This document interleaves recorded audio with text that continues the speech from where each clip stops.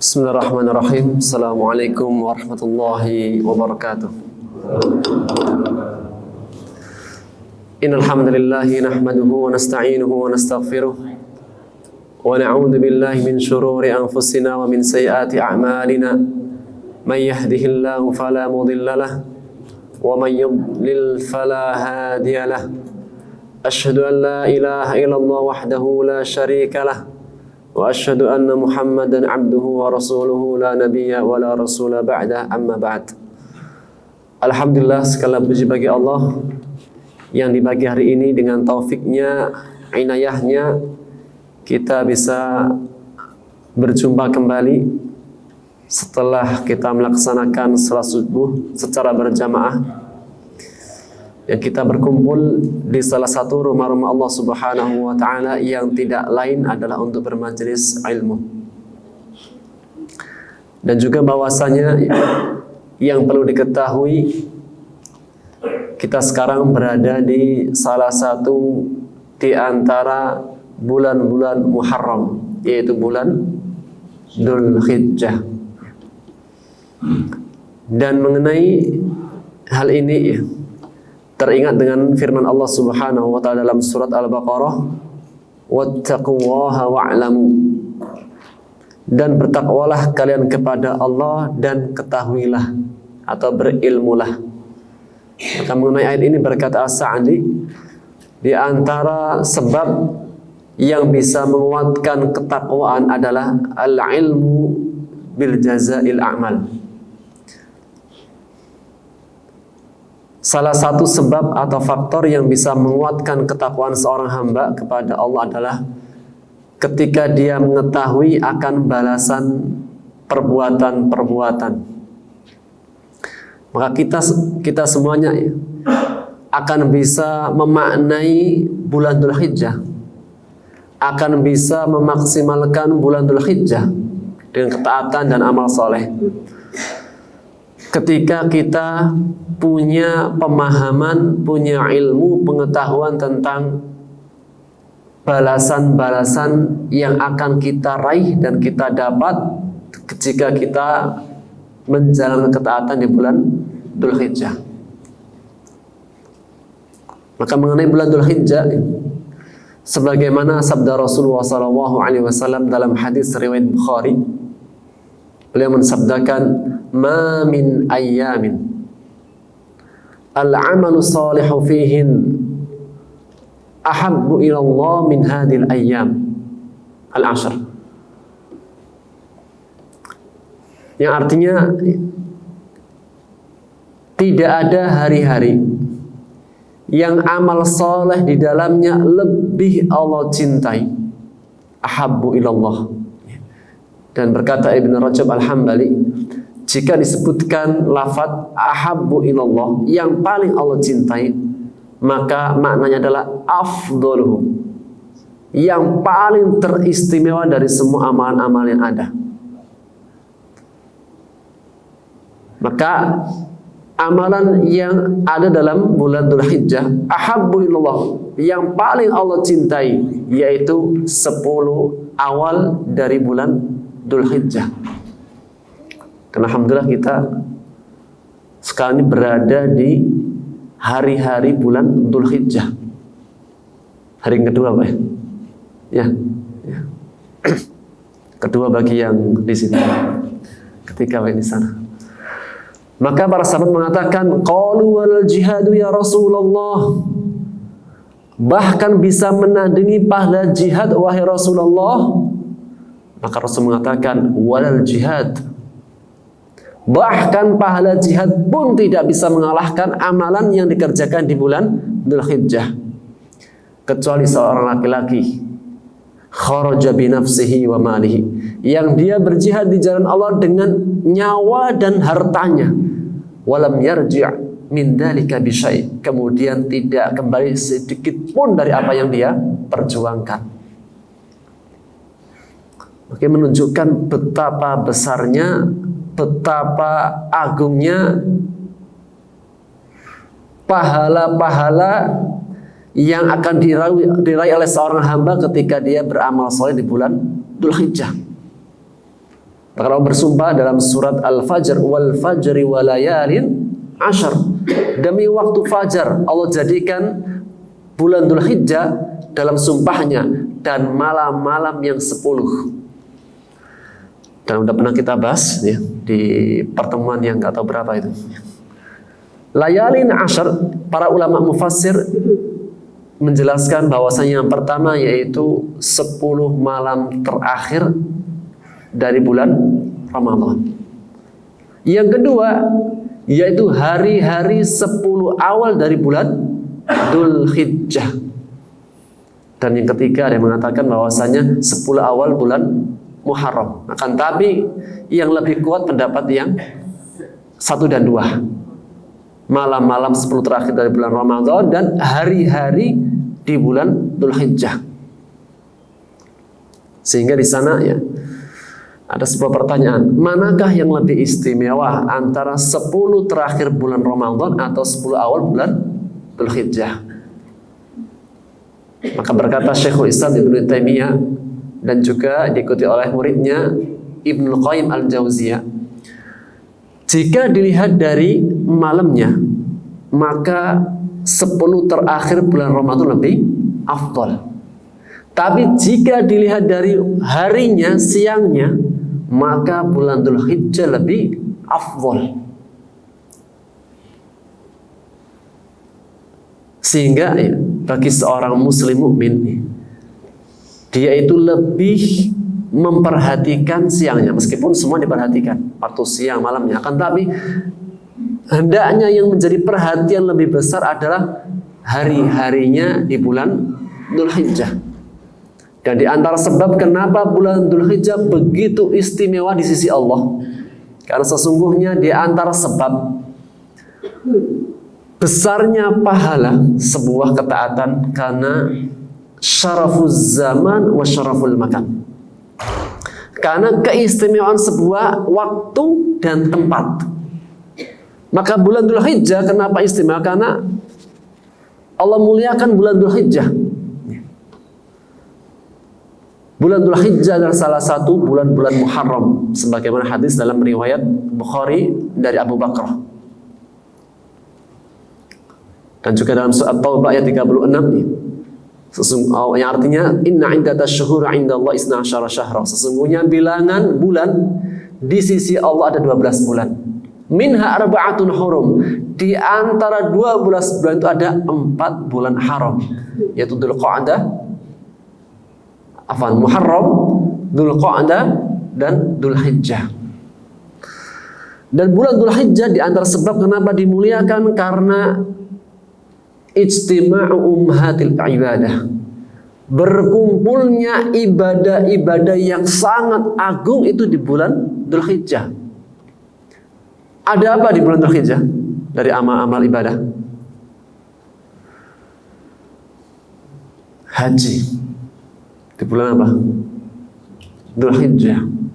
Bahkan puncaknya haji yang menjadi rukun yang paling asas ya adalah Arafah. Arafah di tanggal 9 daripada bulan Dzulhijjah. Kurban hanya di bulan apa? Dzulhijjah. Tanggal 10 dan tanggal beberapa hari tasyrik. Tanggal 10, 11, 12 dan 13. Yang tidak ada di bulan-bulan yang lain. Kemudian di bulan Dzulhijjah juga ada puasa. Sangat ditekankan untuk berpuasa di tanggal 9-nya.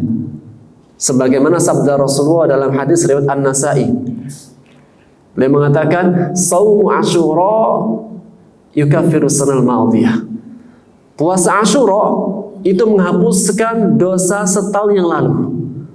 Wa shaumu Arafah, dan puasa Arafah yukaffiru sanatal madhiyah wal mustaqbalah, menghapuskan dosa yang lalu, setahun yang lalu dan setahun yang akan datang. Satu hari saja. Oleh karenanya para ulama memberikan anjuran bagi siapa yang punya waktu luang dan kemampuan, hendaknya dia berpuasa dari sejak awal bulan Dzulhijjah. bagi yang mampu. Dan di awal bulan Dzulhijjah kita memperbanyak zikir. Sehingga ada zikir mutlak dan ada zikir muqayyad. Zikir mutlak dari sejak masuknya awal Dzulhijjah sampai ke hari-hari tasyrik 13. Kapanpun, dimanapun. Sebagaimana sabda Rasulullah SAW dalam hadis riwayat Bukhari, tidak ada hari-hari yang lebih Allah cintai dan lebih agung di sisinya kecuali 10 hari dari bulan Dzulhijjah. Maka beliau mengatakan, fa'aksiru fihal tahlila wa takbira wa tahmid. Maka berbanyaklah oleh kalian di hari-hari ini, bulan Dzulhijjah, dengan tahlil la ilaha illallah, wa takbir, ucapan lafaz takbir, Allahu akbar, Allahu akbar, wa tahmid, dan ucapan alhamdulillah. Memperbanyak zikir kepada Allah Subhanahu wa taala. Ini yang zikir mutlak. Yang kedua, zikir mutlak, zikir muqayyad. Muqayyad itu yang punya kaitannya dengan waktu, bermula dari sejak tanggal 9 nanti sampai di hari-hari tasyrik, ketika selesai sholat 5 waktu. Sehingga nanti ketika sudah masuk tanggal 9, kemudian 10, 11, 12, 13, maka imam dan semua jamaah yang ketika menghadiri sholat berjamaah, maka apa? Dianjurkan untuk bertakbir. Ala kulli hal, bahwasanya ini hari yang sangat agung. Kapan kita bisa memaknai hari ini, hari-hari bulan Dzulhijjah? Ketika kita mengetahui tentang keistimewaan di dalamnya. Sehingga firman Allah mengatakan, wattaqullaha wa'lamu, bertakwalah kalian kepada Allah dan ketahuilah, sesungguhnya salah satu sebab yang bisa menguatkan ketakwaan adalah ilmu, pengetahuan dia tentang sebuah balasan amal ketaatan kepada Allah. Baik, pembahasan kita surat Al-Insyiqaq tadi sebagai muqaddimah. Muqaddimahnya udah 1/4 jam ya. Gimana materinya? Hanya untuk mengingatkan kembali tentang apa? Fadilah daripada bulan Dzulhijjah. Ini perlu untuk disampaikan, bahkan seorang khatib mubaligh ini harus mengingatkan kepada jamaah sekalian. Taib, surat Al-Insyiqaq ya, adalah surat Makkiyah yang jumlah ayatnya 25 ayat. Surat ini Allah namakan dengan surat Al-Insyiqaq, yang artinya adalah terbelah. Dalam Quran ada 2 surat yang artinya terbelah, surat Al-Insyiqaq dan surat Al-Infitar. Kalau Al-Insyiqaq dia terbelahnya 2. Adapun Al-Infitar dia terbelah yang sifatnya hancur. Kan biasanya retak gimana Pak? Retak itu ketika pecah itu langsung pecah semua apa bertahap? Biasanya apa? Retak terbelah 2 baru hancur semuanya. Maka Al-Insyiqaq permulaannya, Al-Infitar kehancuran secara keseluruhan. Surat Al-Insyiqaq adalah surat yang Allah namakan dengan Al-Insyiqaq karena Allah memulai di awal surat dengan idas samaun syaqqat, apabila langit terbelah. Dan terbelahnya langit di antara salah satu tanda-tanda di antara tanda hari kiamat. Hari kiamat itu terjadi kapan? Ketika langit terbelah. Dan menjadi pembahasan pokok dalam surat Al-Insyiqaq adalah inkisyaful a'mali yaumal qiyamah, tersingkapnya semua amalan-amalan pada hari kiamat. Di dunia ini yang hanya tersingkap yang kelihatan saja, tidak semua amal itu tersingkap. Dan bahkan dalam pengadilan al-qadha, maka seseorang itu dihukumi secara zahirnya saja. Karena kita tidak tahu secara merinci. Yang lebih tahu dengan rinciannya adalah pelakunya dan Allah Subhanahu wa ta'ala. Akan tapi ada hari di mana semuanya akan tersingkap. Kapan itu? Yaumul qiyamah. Pada hari kiamat, hari akhirat, hari perjumpaan seorang hamba dengan Allah Subhanahu wa ta'ala. Adapun sekarang hanya kelihatan yang bisa dilihat saja. Dan sebagaimana kaidah dalam menghukumi seseorang, al-hukmu bil-dhawahiri wallahu yatawalla as-sarair. Secara hukum kita hanya menghukumi secara zahirnya saja. Adapun perkara hati itu adalah urusannya Allah Subhanahu wa ta'ala. Oleh karenanya ya, tidak boleh seseorang itu menghukumi dengan apa yang dalam hatinya. Bisa seorang mengatakan, engkau seorang munafik, maka tidak bisa dihukumi seperti demikian. Karena perkara munafik atau tidaknya adalah perkara hati, yang seseorang tidak bisa menghukumi secara hati. Akan tapi seseorang bisa mengatakan perbuatanmu ini adalah perbuatan orang munafik. Hanya sebatas secara zahirnya saja. Meskipun dalam perkara hukum itu bisa dilihat dari qarain, yaitu tanda-tanda penguat yang lainnya. Karena di antara salah satu isi hati adalah amalan zahirnya. Jika amalan batinnya itu baik, pasti yang terpancar dari perbuatan tadi adalah baik. Akan tapi secara hakikatnya kelak nanti pada hari kiamat akan Allah buka semuanya. Allah berfirman, a'udzubillahi minasyaitonir rajim. Idzas samaa'un syaqqat. Apabila langit terbelah. Allah berfirman bahwasanya kelak nanti langit akan terbelah. In fatarat wa tamayyaza ba'daha min ba'd. Akan terbelah dan satu sama lain akan berpisah. Wantasarat nujumuha, dan bintang-bintang akan berjatuhan. Jika langit sudah terbelah, maka bintang-bintang akan berjatuhan. Adapun sekarang bintang sebagai perhiasan. Bintang sebagai alat pelempar setan. Ada mungkin salah satu bintang yang jatuh kenapa? Karena buat melempar setan. Bukan mengenai masalah nasib baik atau buruk, enggak. Tidak boleh seseorang bermain-main dengan bintang, mengaitkan dengan perkara yang akan datang. Termasuk di antara perkara syirik adalah mengait-ngaitkan seseorang keadaan seseorang dengan bintang. Wa khusifa bisyamsiha wa qamariha. Dan pada saat itu akan hilang cahaya matahari dan bulan. Khusuf. Maka inilah di antara keadaan fenomena yang akan terjadi di hari kiamat. Langit terbelah, bintang-bintang pada berjatuhan, dan hilangnya cahaya matahari dan bulan.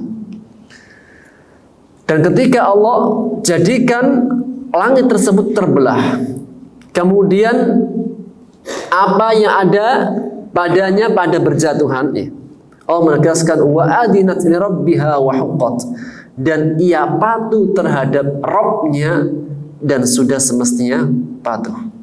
Makna adinat yaitu istama'at li amrihi, bahwasanya langit ketika perintah untuk terbelah dan hancur, dia mendengarkan perintah Allah dan langsung menjalankannya. Karena langit di antara makhluk-makhluknya yang musakhkhar mudabbar tahta amrillah, di antara makhluk-makhluk Allah yang dia itu terkendalikan oleh kekuasaan Allah. Maka jika Allah sudah memerintahkan, maka dia akan hancur. La ya'si amrahu wa la yukhalifu hukmahu. Tidak menyelisih perintahnya sedikit pun dan tidak akan menyisih daripada ketetapannya. Kita bisa mengambil faedah. Jika langit yang besar saja, jika Allah perintahkan langsung tunduk dan patuh, bagaimana dengan seorang hamba yang kita ini hidup di atas bumi, di antara makhluk Allah yang kecil dibandingkan makhluk-makhluk Allah yang yang besar. Ayat setelahnya wa idzal ardu muddat. Setelah langit hancur maka apa? Berikutnya adalah bumi. Dan apabila bumi diratakan, makna diratakan adalah nusifat 'alaiha jibaluha. Semua yang ada di permukaan bumi akan Allah hancurkan sehancur-hancurnya, dan semua yang ada di permukaan bumi menjadi rata. Muddat, diratakan. Sehingga bumi ini rata serata-ratanya menjadi permukaan yang begitu luas, tidak ada lagi yang cekung dan tidak ada lagi yang menjulang tinggi. Sebagaimana firman-Nya di ayat yang lain, wa yas'alunaka 'anil jibal. Dan mereka bertanya-tanya kepadamu bagaimana keadaannya gunung-gunung pada hari kiamat. Maka mengatakan kul yansifuha rabbi nasfa. Katakanlah ya, sesungguhnya Allah menghancurkannya, yaitu gunung-gunung sehancur-hancurnya. Maka di ayat lain Allah mengatakan wa humilatil ardu wal jibalu fadukkata dakkatan wahidah. Kemudian bumi dan gunung diangkat, kemudian benturkan sekali benturan. Di ayat yang mengatakan dalam surat wa amal jibal fakanatil jibalu kal aihnil manfush. Jadikan bahwasanya gunung-gunung seperti kayak al aihnil manfush, yaitu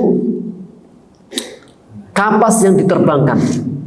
Atau di ayat lain Allah mengatakan gubar, seperti apa? Setelah benturkan maka menjadi debu yang bertebaran.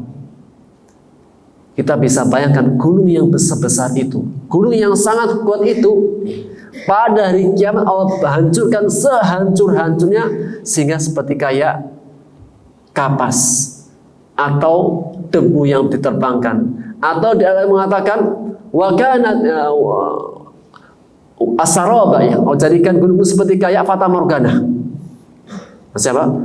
Allah angkat kemudian Allah hancurkan, dan ketika Allah hancurkan itu seperti kayak sesuatu yang sangat kecil. Seperti fata morgana ketika kita melihat dari jauh seperti kayak ada air dari kejauhan karena kecil ya. Demikianlah keadaan gunung-gunung dan bangunan-bangunan yang tinggi semuanya hancur sehingga bumi menjadi sebuah hamparan yang sangat luas. Yang kelak nanti bumi keadaannya hamparan yang sangat luas menjadi mahsyarnya manusia. Itu tempat berkumpulnya manusia, semua manusia dari awal sampai akhir. Setelah bumi diratakan. Istilahnya apa? Kalau sekarang masih banyak bangunan. Kalau orang berkumpul agak sesak karena bangunannya sudah banyak. Tapi nanti ketika sudah Allah hancurkan semuanya menjadi tanah yang luas, yang lapang, yang tidak ada lagi naungan-naungan ataupun pepohonan ataupun bangunan-bangunan yang besar. Dan Allah mengatakan wa alqat ma fiha wa takhallat. Dan bumi mengeluarkan atau memuntahkan apa-apa yang ada di dalamnya wa takhallat, dan menjadi kosong. Dalam tafsir disebutkan minal amwati wal kunuz.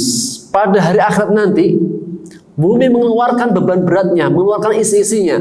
Sebagaimana dalam surat Al-Zalzalah juga Allah mengatakan yauma idin wa akhrajatil ardu athqalaha, dan bumi mengeluarkan beban beratnya. Maka disebutkan dalam tafsirnya ya, minal amwati wal kunuz, bumi mengeluarkan beban beratnya adalah dari al-amwat, manusia-manusia kembali hidup, wal kunuz, dan semua kekayaan-kekayaan bumi. Ada apa dalam bumi? Emasnya, peraknya, semua kekayaan-kekayaan bumi dikeluarkan, ditampakkan di permukaan. Pada hari itu manusia yang melihatnya mengatakan, sebagaimana disebutkan dalam sebuah hadis riwayat Muslim, ketika nanti ditampakkan kekayaan bumi, tidak ada gunanya sedikit pun. Maka orang-orang yang dulunya pernah berperang, membunuh karena sebab dunia, mereka mengatakan, Dulu sesungguhnya aku telah membunuh karena sebab ini. Dulu aku pernah memutus hubungan silaturahmi karena ini. Dan dulu aku pernah menipu orang ini dan itu karena sebabnya ini. Sekarang apa? Ketika dia dibangkitkan, semua harta benda itu dari kekayaan bumi tidak ada lagi ada artinya. Fa innahu yunfakhu fis-sur. Pada saat ditiupkan sangkakala yang kedua, maka orang-orang yang dulunya di dalam bumi pada keluar. Fa idahum bis-sahirah. Tiba-tiba mereka muncul di permukaan bumi. Dan disebutkan dalam hadisnya, ya, manusia dibangkitkan gurlan, hufatan gurlan, dibangkitkan dalam keadaan telanjang, tidak dikhitan dan tidak bersandal. Semua manusia. Ketika disebutkan hadis ini, Aisyah berkata, "Ya Rasulullah, apakah gak nanti akan saling melihat di antara manusia, laki-laki sama perempuan?" Rasul mengatakan, "Al-amru a'dhu min dzalika." Perkaranya lebih besar daripada itu. Saking dahsyatnya hari akhirat itu gak kepikiran ke sana. Seperti keadaannya kalau terjadi gempa atau terjadi tsunami, itu apa? Nggak ada orang itu saling tengok. Bagaimanapun keadaannya, udah masing-masing saling melarikan diri, menyelamatkan dirinya. Itu baru kehidupan keadaan di dunia. Bagaimana dengan hari akhirat? Al-amru a'udzu min dzalika. Perkaranya, urusannya lebih dahsyat daripada biasanya. Maka pada saat itu manusia yusyahidul khalqu. Manusia melihat keadaan yang begitu luar biasa. Wa yatahassaruna ala ma hum fihi yatanafasun, dan mereka saling menyesali atas apa-apa yang dulu mereka pernah bermunafasa, pernah berlomba-lomba dalam hal dunia sampai mereka saling membunuh, saling memusuhi, saling menjatuhkan, ya. Akhirnya mereka yatahassarun, merasa menyesal, merugi atas apa-apa yang dulu mereka kerjakan.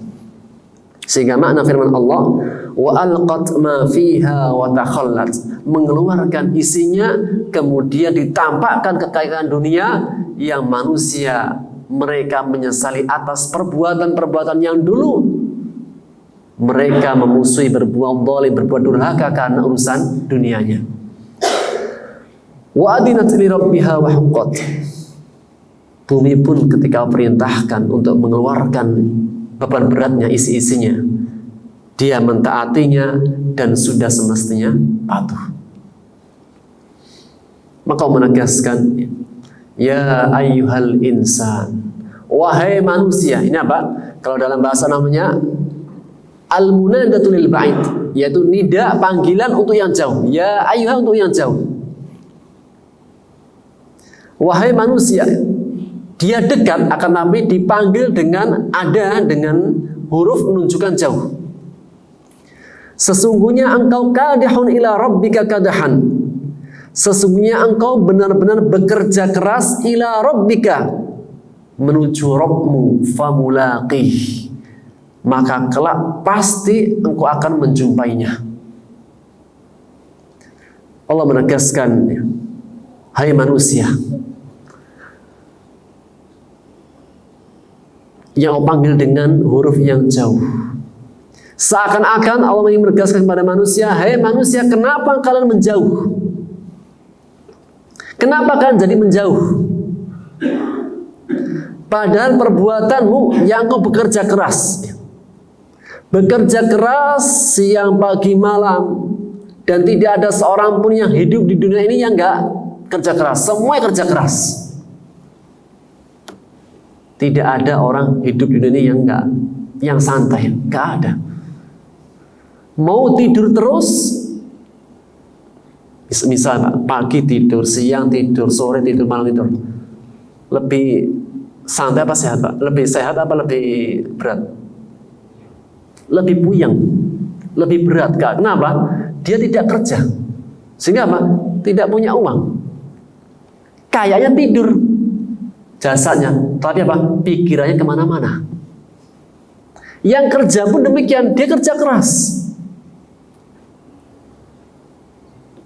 Yang jalan-jalan pun dia kerja keras.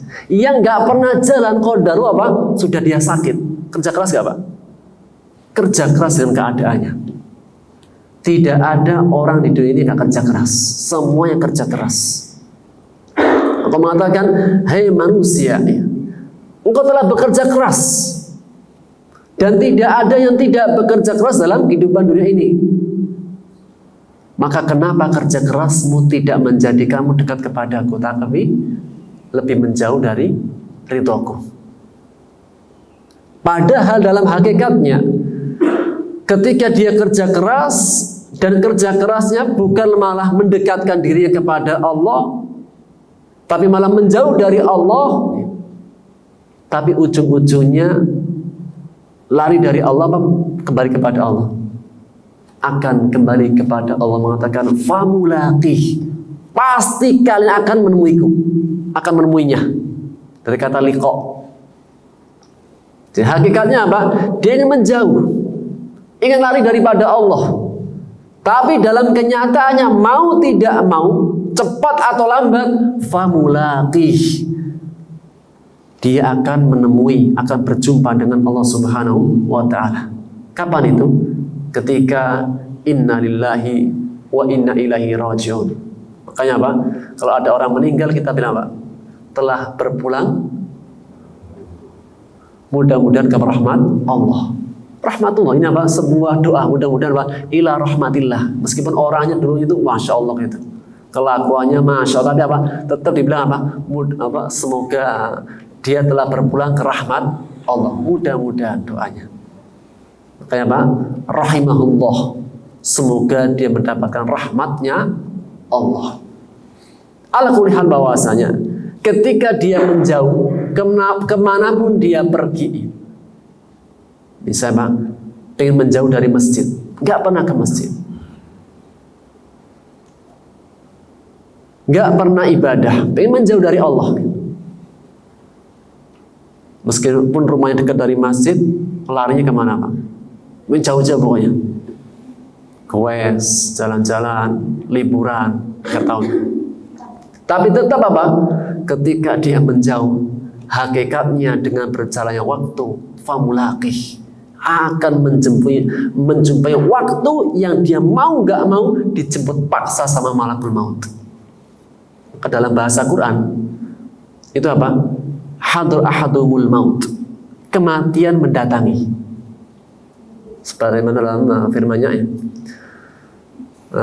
dalam soal munafikun ya, hatta idza jaa ahadukumul maut, sampai ketika kematian mendatanginya.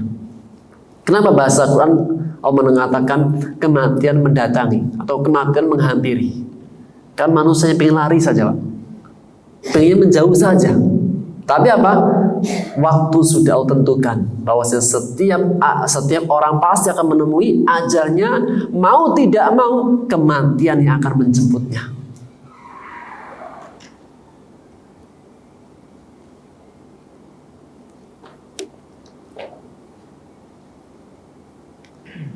Maka disebutkan ya, Asadi menyebutkan innaka sa'in ila Allah. Hai manusia, sesungguhnya engkau akan bekerja keras dalam menjumpai Allah. Dengan apa? Wa 'amilan bi awamirihi wa nawahihi. Dia akan mengerjakan perintah-perintahnya atau larang-larangannya. Manusia keadaan cuma dua. Kalau dia tidak dalam mengerjakan perintah, maka apa? Dia mengerjakan larangan.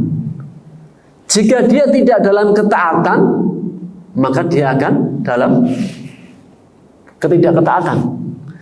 Jika dia tidak menjadi orang soleh, maka dia ya sebaliknya gitu. Mutaqarribun ilaihi, dan manusia akan mendekat kepada Allah bil khairi au bisyarr, dengan kebaikan atau dengan keburukan. Summa tulaqi Allah yaumal qiyamah, kemudian dia akan menjumpai Allah pada hari kiamat. yang bermula dari kematian. Maka hendaknya seseorang hamba ketika dia yakin seyakin-yakinnya dia akan menjumpai Allah, dan dia itu bekerja keras, dan dia itu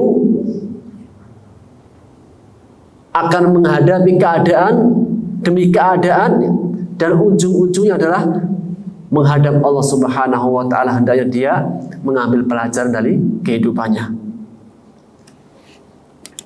Dan tidaklah kehidupan dunia ini di banyak ayat Allah menyebutkan ajilah. Allah menegaskan wa tuhibbunal ajilah, dan kalian menyukai kehidupan dunia. Yang kehidupan dunia Allah sifatkan dengan al-ajilah, cepat. Dan makna cepat itulah yang kita rasakan dalam kehidupan dunia ini. Meskipun kita itu kadang merasa kayaknya masih muda gitu. Itu merasa. Ketika lihat KTP sudah sekian ya gitu. Enggak laki-laki, enggak perempuan Pak gitu. Kalau foto-foto itu apa? Merasa masih muda. Kalau kondangan merasa paling muda.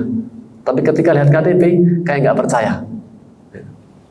Kenapa? Itulah kehidupan dunia, begitu cepat. Kemarin rasa-rasanya baru nikah, udah punya anak.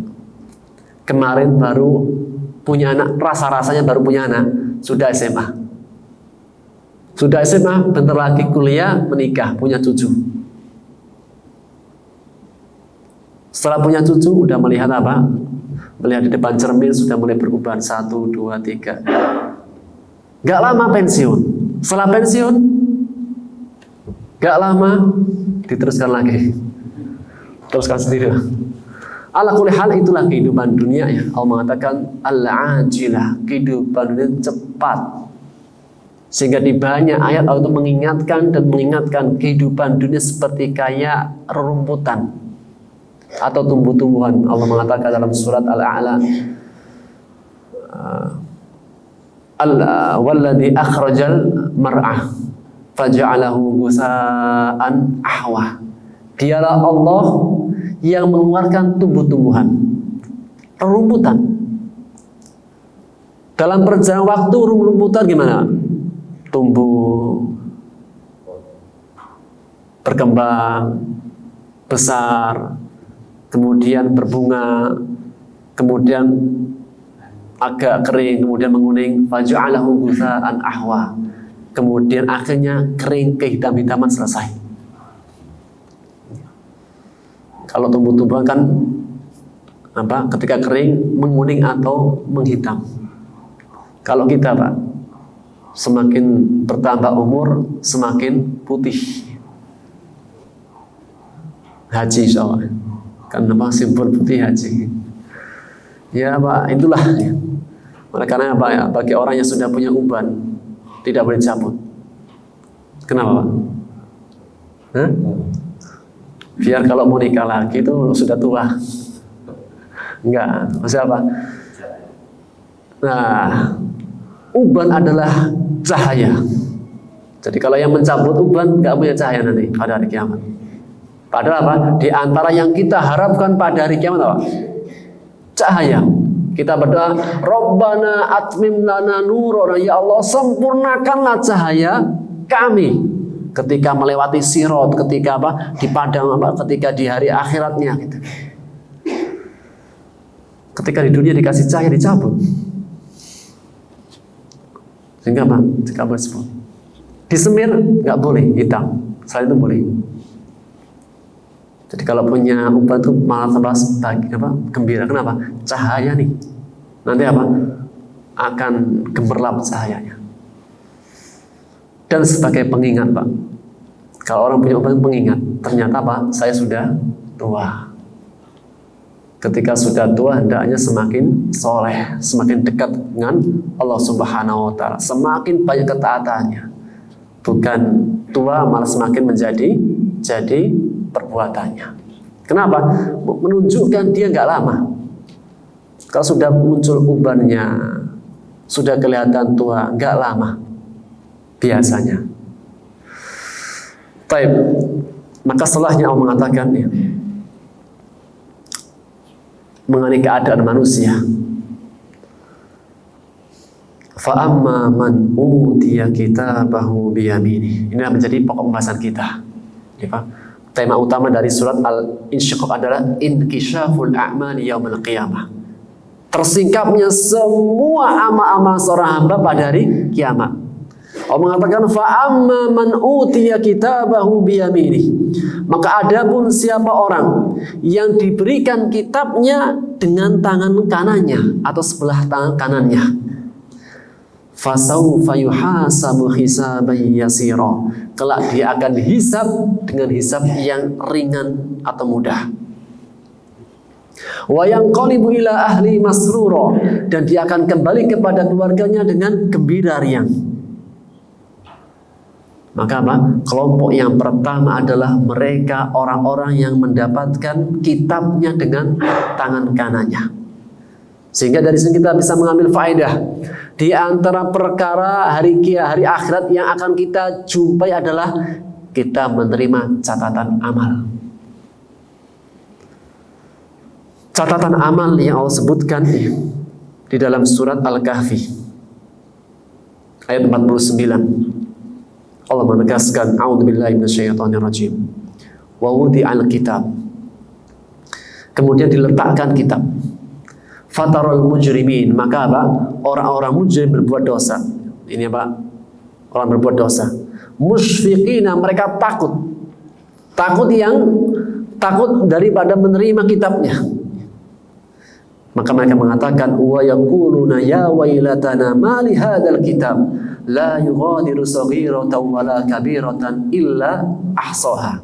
Yang menjadi penekanan di sini adalah bahwasanya kitab ini tidak meninggalkan kecil maupun besar dari sebuah amalan illa ahsab, melainkan tercatat. Semua perbuatan seorang hamba itu tercatat, ada catatannya. CCTV makalah, karena CCTV yang sebatas dohir saja, Pak. Tapi kalau kitab ini semua perbuatan tercatat.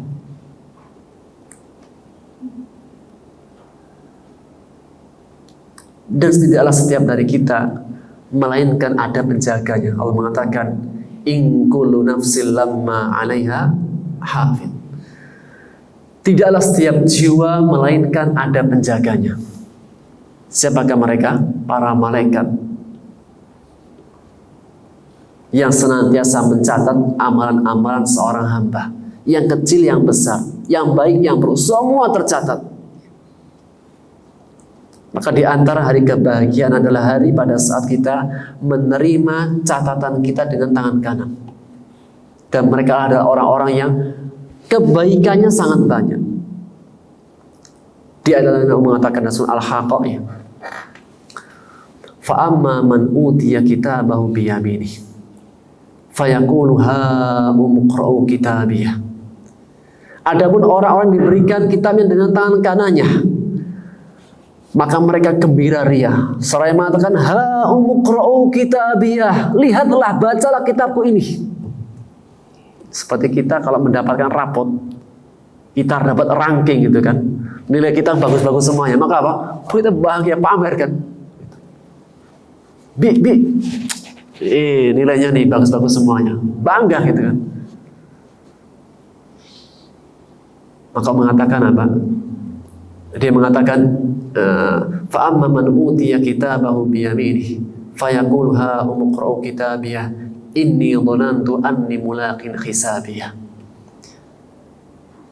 Karena aku yakin bahwasanya aku akan mendapati hisabku.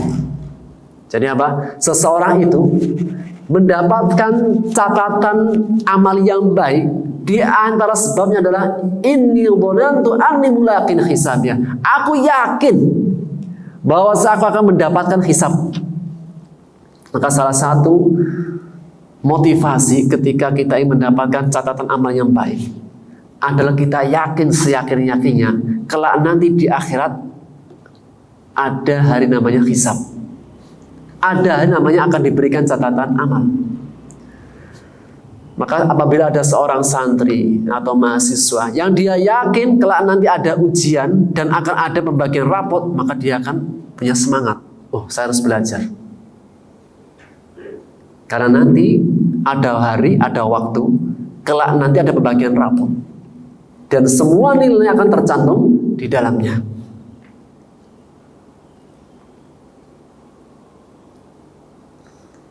Maka mengatakan ya, fasawfa yuhasabu hisaban yasira. Orang tersebut akan dihisab dengan hisab yang ringan atau mudah. Maka mengenai ayat ini disebutkan dalam sebuah hadis riwayat Bukhari dari Aisyah radhiyallahu taala anha yang mengatakan Rasulullah sallallahu alaihi wasallam terkadang sering berdoa dengan doa Allahumma hasibni hisaban yasira. Ya Allah, hisablah aku dengan hisab yang mudah. Maka Aisyah mengatakan, ya Rasulullah, bukankah engkau pernah mengatakan bahwasanya apabila ada seseorang yang dihisab pasti celaka? Jadi apa? Man nuqishal hisab yaumal qiyamati faqad udziba. Barang siapa yang dia dihisab itu pasti celaka.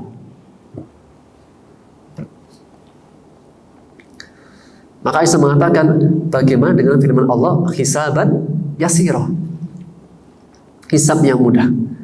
Atau dalam doamu, ya Allah hasibni hisaban yasira, ya Allah hisablah aku dengan hisab yang ringan dan mudah. Jadi Mbak Aisyah mengatakan bahwasanya kemarin di lain waktu aku mengatakan bahwasanya orang yang dihisab pasti celaka. Tapi kenapa engkau minta hisab yang ringan? Kemudian apa? Allah mengatakan kalau dia akan dihisab dengan hisab yang ringan. Maka berkata Rasulullah SAW, "Dzalik laisa bil hisab." Ini ayat bukan hisab yang seharusnya. Walakin dzalikal ard. Akan tapi hisab yang mudah adalah hanya sebatas pemaparan. Dikasih kitabnya kemudian disuruh baca tanpa ditanya. Jadi Pak, ada keadaan nanti di hari akhirat dikasih kitabnya suruh baca, gak ditanya. Kan ada kan gitu. Seperti kayak kita lah gitu kan. Apa istilahnya apa? Terkadang kita itu ada peraturan itu. Peraturan yang detail gitu kan. Kalau kita itu baca satu persatu, kita mungkin nggak lulus. Nah, kalau kita melewati satu persatu nggak lulus. Tapi karena dipermudah, akhirnya apa? Nggak baca, keluar. Izin keluar itu. Bikin SIM gitu kan. Itu kalau lihat soalnya, latihannya nggak keluar-keluar. Tapi dengan cara tertentu, nggak usah baca, nggak usah latihan, keluar. Maka apa? Dalikal ard. Itu nanti di akhir pun ada kayak gitu. Jadi apa? Dikasih kitabnya, dibaca, gak ditanya. Sudah, masuk surga. Rasul mengatakan hisaban yasiron, hisab yang mudah adalah hisab yang gak ditanya. Sebatas dipaparkan saja, selesai. Bahkan dalam riwayat yang lain, ketika berfirman dalam surat As-Sajdah, illa man taba wa amana wa amila amalan salihan faulaika yubaddilullahu sayi'atihim hasanat wa kana Allahu ghafurur rahim. Kecuali barang siapa yang mereka bertaubat kemudian beriman dan beramal soleh. Orang bertobat dan dia imannya dikuatkan dan dia perbanyak amal soleh. Maka mengatakan faulaika yubaddilullahu sayi'atihim hasanat. Mereka itu adalah orang-orang yang akan ganti keburukan dengan kebaikan-kebaikan. Ini salah satu juga menjadi pesan. Jika orang itu punya dosa, kesalahan, baik disengaja atau tidak, maka bagaimana cara menghapusnya, menghilangkannya? Perbanyak kebaikan. Sebagaimana sabda Rasulullah juga ya, wa'adbi sayyi'atal hasanata tamhuha wa khaliqin nasa bi khuluqin hasanin. Iringilah perbuatan dosa, kesalahan dengan engkau memperbanyak kebaikan-kebaikan. Mudah-mudahan Allah akan menghapusnya. Karena Allah menegaskan innal hasanat yudhibnas sayyi'at. Sesungguhnya kebaikan-kebaikan yang banyak itu bisa menghapus keburukan. Sebagaimana kebaikan-kebaikan yang banyak bisa menghapus keburukan, sebaliknya keburukan yang banyak bisa menutupi kebaikan. Maka mengenai tadi ya, ketika diberikan padanya kitab, maka dia baca. Ketika dibaca satu persatu, itu kok nggak ada catatan buruknya. Sama dia mengatakan, ay Rabbi innali amal ghairu hada. Wahai Rabbku, aku itu punya amalan, kok nggak ada di sini. Jadi apa? Sampai dia sendiri mengakui bahwasanya dia dulu pernah punya dosa, tapi tidak ada di catatan amal. Ini dahsyatnya hari akhirat, Pak. Dahsyatnya hari akhirat, orang itu bisa mengingat perbuatannya dulu. Kalau kita di dunia kan karena saking sibuknya nggak ingat gitu, kadang punya salah apa nggak ingat, atau punya perbuatan apa nggak ingat. Tapi nanti hari akhirat, yauma yatadzakkarul insan, manusia mengingat semua apa yang diperbuat. Yauma yatadzakkarul insanu ma sa'ah, mengingat semua perbuatan, semua yang dulu pernah diusahakan. Maka ketika dia baca, ya Allah, sesungguhnya aku punya amalan-amalan tidak ada di sini. Allah mengatakan, inni satartuha laka fid dunya fasatartuhuna.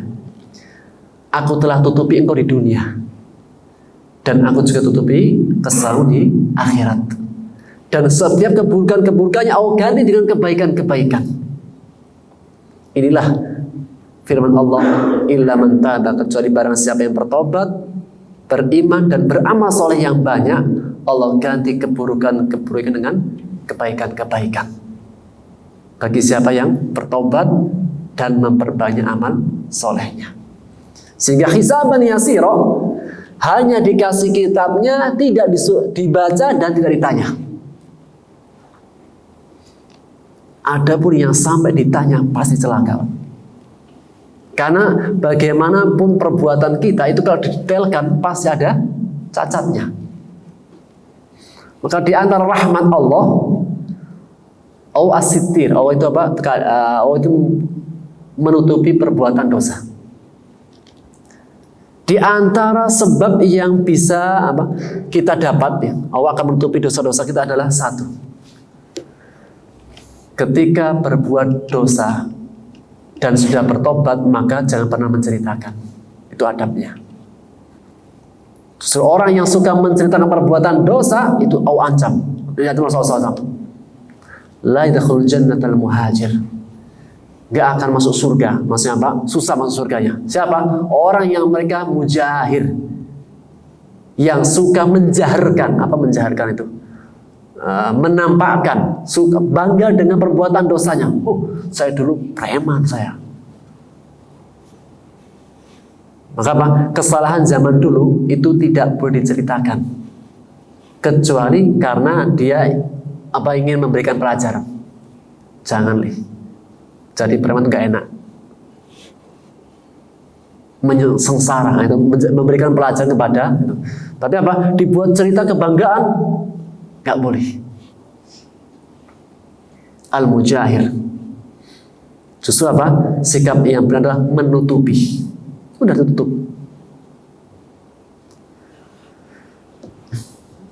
Makanya apalagi orang itu menceritakan tentang keburukan di medsos itu, gimana gitu?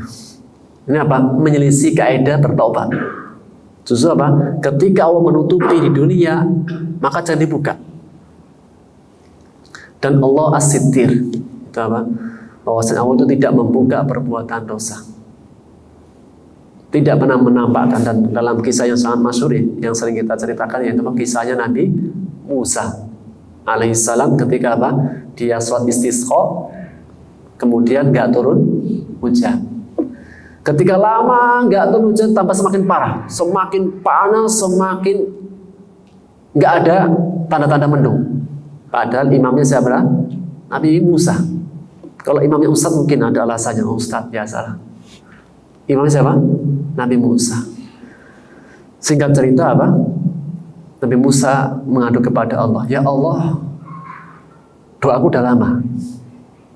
Manusia pada berkumpul, kok nggak turun hujan, nggak ada tanda-tanda mendung. Kata Allah, hai Musa, sesungguhnya apa? Di tengah-tengah jamaahmu, di tengah-tengah kaummu, ada orang yang dosanya terlalu kebangetan, dosa besar sekali. Inilah orang yang menjadikan sebab terhalangnya air hujan. Akhirnya Musa mengatakan dengan suara lantang, hai jamaah, siapakah di antara kalian yang paling banyak dosanya? Tolong keluar. Tolong keluar. Kenapa? Hujan nggak turun gara-gara Anda. Ini orang pasti bingung, Pak. Nggak keluar, nggak turun hujan, mau keluar. Nah, ini banyak orang, Pak. Pak, gimana wajah Pak? Mau ditutup, mau gimana wajahnya dia? Kalau rame-rame mendingan, sendirian. Akhirnya apa? Dia mengambil rida sorbannya, ditutupi kepalanya, nangis dia. Ketika menangis langsung turun hujan. Nabi Musa kaget, ya Allah, kok sudah turun hujan? Padahal apa? Orangnya belum keluar. Maka Allah mengatakan, hai Musa, sungguh dia telah bertobat kepadaku dan aku telah mengampuni. Luar biasa. Mungkin dosanya bertahun-tahun, sekali tobat dengan taubatan nasuha, langsung Allah tutupi, langsung Allah ampuni. Maka Nabi Musa dengan gembira dia, ya ini orang hebat, taubatnya langsung diterima oleh Allah sehingga tidak menjadi penghalang daripada turunnya air hujan. Maka Nabi Musa mengatakan, ya Allah, tunjukkan aku siapa namanya, Pak. Siapa namanya, Pak? Pak DKM misalnya. Siapa namanya, Pak? Kata enggak.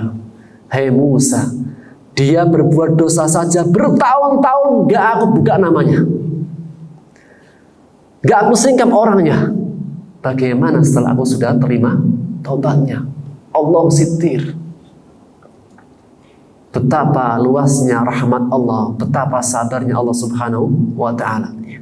Sehingga Mbak, kembali kepada ayat hisaban yasiron. Semoga Allah Subhanahu wa Ta'ala menghisab kita dengan hisaban yasir, sebagaimana sabda Rasulullah SAW dalam doanya, Allahumma hasibni hisaban yasiron. Yang nggak dihisab, dikasih kitabnya, dibaca, nggak ditanya, tiba-tiba lulus, selesai. Keburukan-keburukannya diganti dengan kebaikannya. Wa yanqalibu ila ahli masrura. Setelah dia selesai lulus, mendapatkan keselamatan, dia kembali kepada keluarga dalam keadaan masruron, senang gembira riang. Maka di antaranya kebahagiaan terbesar di hari akhirat adalah ketika seseorang selamat dari siksa api neraka bersama keluarganya. Di antara kemenangan yang terbesar di hari akhir adalah ketika dia masuk surganya Allah bersama keluarganya. Seperti keadaan kita di dunia, kita mau pergi umroh bareng, didata suami, istri, anak, itu apa? Kemudian mertua, kemudian keponakan 10 orang. Ketika di hari H mau berangkat, ternyata ada salah satu saudaranya yang sakit, gak jadi berangkat. Ketika dia berangkat, alhamdulillah kita berangkat 9 orang.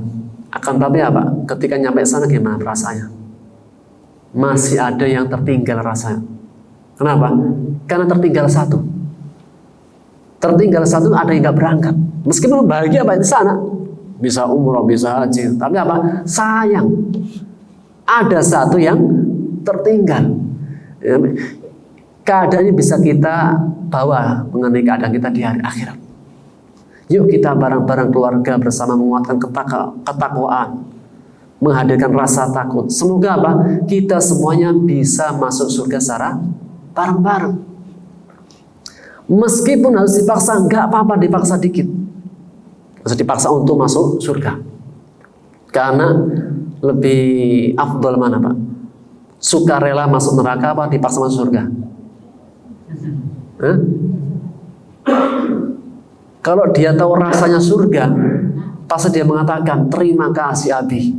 Seandainya tahu seperti ini, dulu saya nggak harus menentang. Jadi anak-anak muda gitu, kalau dipaksa masuk surga gitu, udah rela saja gitu. Seandainya kita bisa merasakan nikmatnya surga, akan berterima kasih kepada orang yang dulunya narik-narik kita. Dipaksa ke masjid gitu. Dijabri Pak Ketua DKM berkali-kali, nggak apa-apa. Gitu Pak, sering jabri Pak. Jamaah nggak sering ke masjid dijabri. Dipaksa masuk surga nggak apa-apa. Udah suruh Pak. Halas. Mungkin apa? Ini yang bisa kita ambil faedahnya ya di ayat ke-9 ya. Bahwasanya ya hisab dan yasir adalah hanya dipaparkan saja, dan kenikmatan yang terbesar di hari akhir adalah ketika kita mendapatkan kemenangan bersama orang-orang yang kita cintai. Tentunya orang yang kita cintai pertama kali siapa? Siapa orang yang paling kita cintai? Istri apa orang tua nih? Oh, istri. Ya, keluarga. Kalau disebut ahli keluarga. Yang pertama istri. Kenapa? Lafaz ahl dalam bahasa istri. Ada ahli, maksudnya apa? Istri, keluarga, anak cucu, ya, orang tua, ya. Orang tua, kemudian istri, anaknya, cucunya, keponakannya, orang-orang yang kita cintai dalam keluarga kita. Sehingga apa? Sebagaimana firman Allah, qu anfusakum wa ahlikum nara. Jagalah oleh kalian diri kalian pertama kali. Kemudian siapa? Ahlikum, keluarga kalian. Jangan sampai niru-niru. Kenapa kamu gak jadi solehah, wahai seorang ibu? Suami saya aja kayak gitu. Enggak. Ayat yang pertama, ku anfusakum. Misalnya gitu kan, dapat suami yang istilahnya kurang lah gitu. Tetap apa? Solehkan diri sendiri. Setelah bisa mensolehkan diri sendiri, maka kemudian ajak yang keluarga itu. Jangan terlalu berbaik hati. Anaknya disuruh ke masjid, dia enggak. Hah? Tanggung ya gitu. Nak pergi ke masjid dan dia masih nonton TV. Anaknya disuruh masuk tahfidz. Kenapa? Biar masuk surga. Dianya nggak apa-apa dapat mahkota yang nggak gitu. Kenapa? Syafaat Allah itu berkaitan dengan ridhonya. Jadi benar bahwa siapa memasukkan anak ke tahfidz, nanti kalau sudah hafal Quran, nanti dia mendapatkan apa? Kenikmatan surga dengan memakaikan mahkotanya. Tapi tetap dengan ridhonya Allah. Jadi misalnya anaknya hafidz, menjadi orang yang baik, mendapatkan syafaat nanti. Kalau bapaknya nggak ridho, ya nggak dapat mahkota. Allah mengatakan, la yashfa'una illa liman adinalah. Tidaklah mereka memberikan syafaat kecuali tetap dengan izinnya. Sehingga apa? Ketika kita misalnya punya anak, kita mengharapkan menjadi orang yang baik, mudah-mudahan menjadi syafaat kita, kita juga berupaya menjadi orang baik. Juga mentang-mentang udah, yang penting kamu saja anak yang masuk surga. Bapak nanti apa? Tarik saja, nggak bisa. Tetap apa? Dengan izin Allah Subhanahu wa Ta'ala. Demikian wallahu a'lam yang bisa kita ambil faedahnya, dan kita lanjutkan di pertemuan akan datang. Subhanaka bihamdika asyhadu an la ilaha illa anta astaghfiruka wa atubu ilaik. Assalamualaikum warahmatullahi wabarakatuh.